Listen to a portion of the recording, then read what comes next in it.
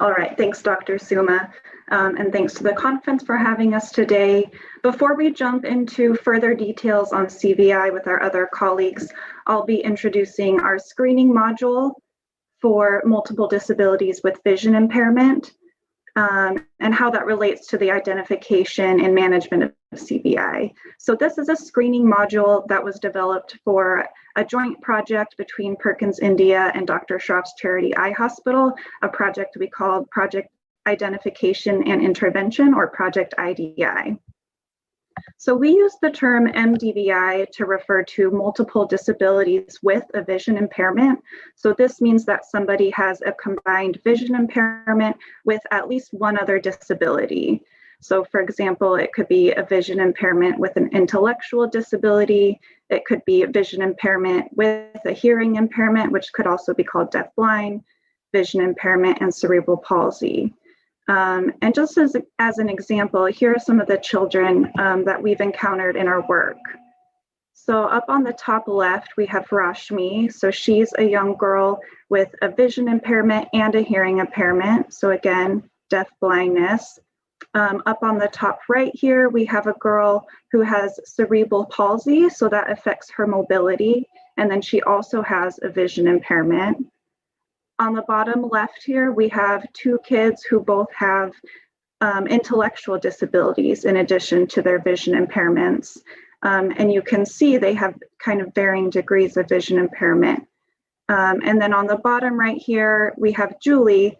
So she actually has a vision impairment, a hearing impairment, an intellectual disability, as well as cerebral palsy.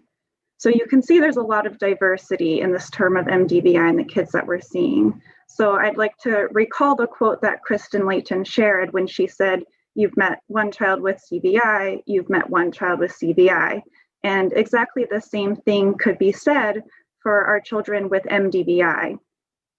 So for each child, their combined disabilities and challenges will interact in complex ways, which each require unique and specialized interventions to make progress in their development and their learning.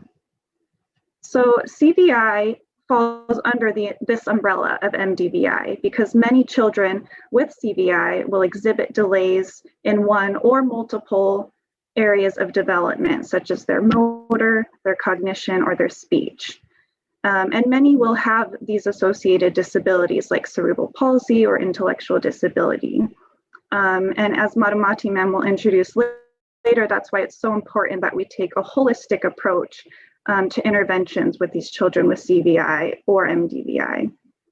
So even though not every child with CVI will have an additional disability, we still generally consider them to fall into this category of MDVI.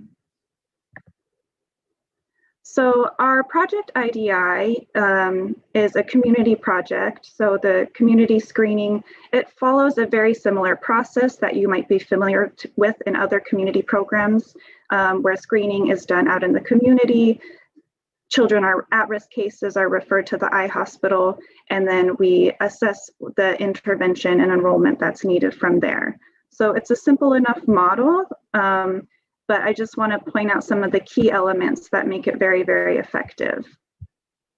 So first is building trust in the community.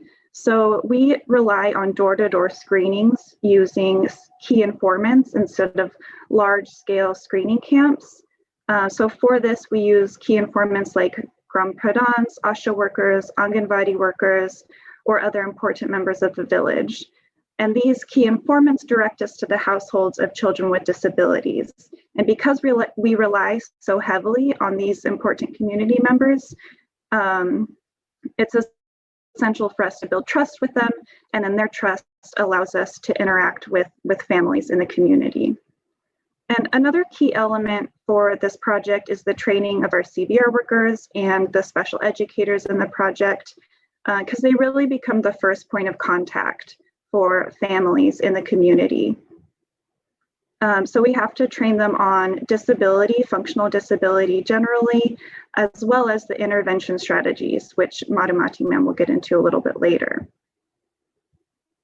And in our community screening, we teach our CVR workers and our special educators it's important to cast a wide net for picking up cases in the community. So we're not just looking for children who we think have a vision impairment, but we want to look for any child with a disability, because so often there's a vision impairment that's not considered in children who have other disabilities.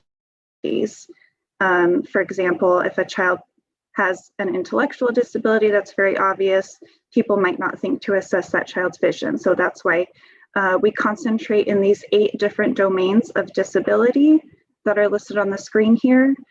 So we have a very detailed screening form that our field workers take with them. And for each of these 8 domains, we have a list of items, of about 6 to 10 items that can flag children as being at risk for these different disabilities.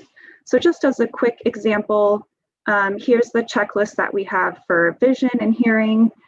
So it's just very, very simple functional items or behaviors that children might exhibit that could point to the child's disability or other health issues.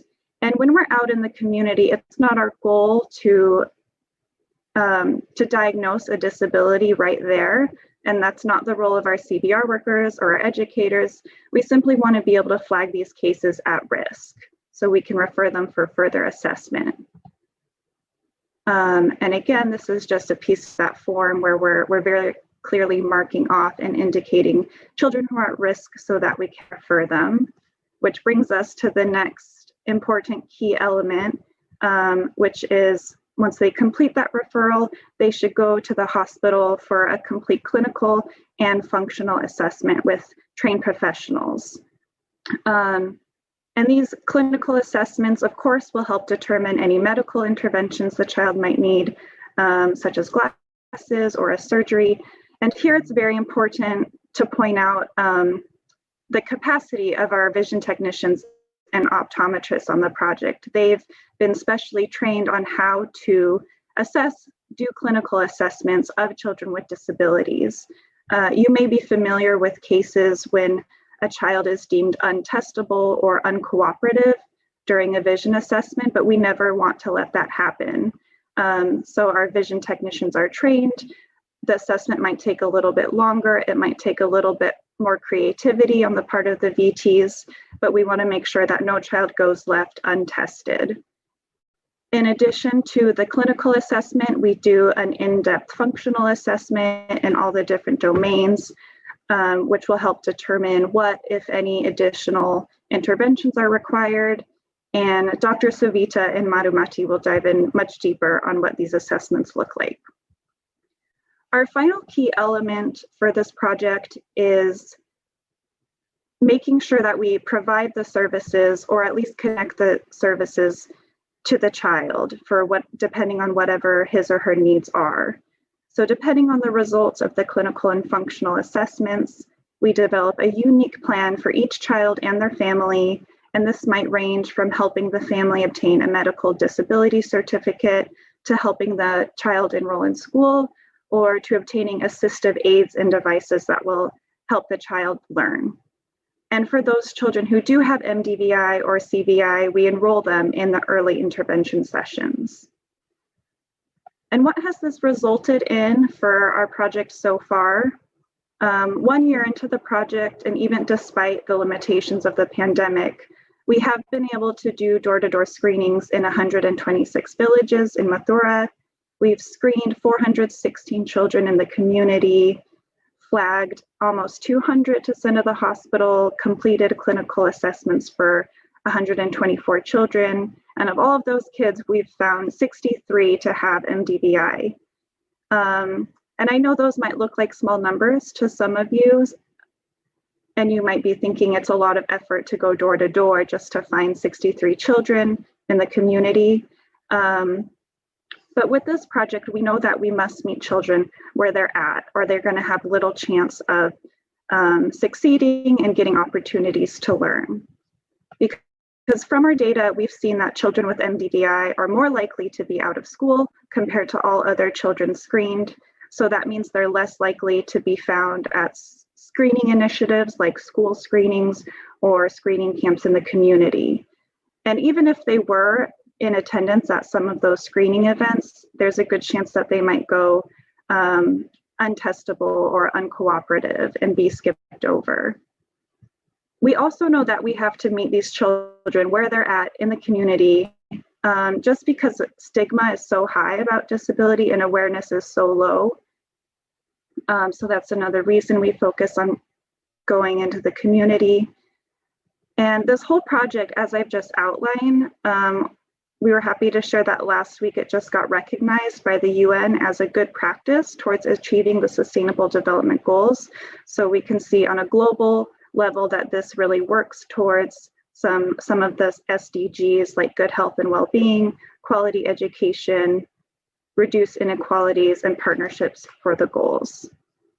And I'd just like to close my part of the session by acknowledging that this has fallen on a very auspicious day, which happens to be Helen Keller's birthday, who I'm sure many of you can recognize as the world's most famous deafblind individual who went on to be an author and a leader and an advocate.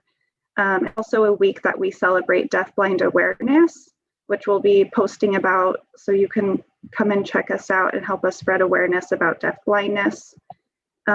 Reflecting on her early years of learning, Helen Keller wrote, "Once I knew only darkness and stillness. My life was without past or future, but a little word from the fingers of another fell into my hand and my heart leaped to the rapture of living." So this just makes me think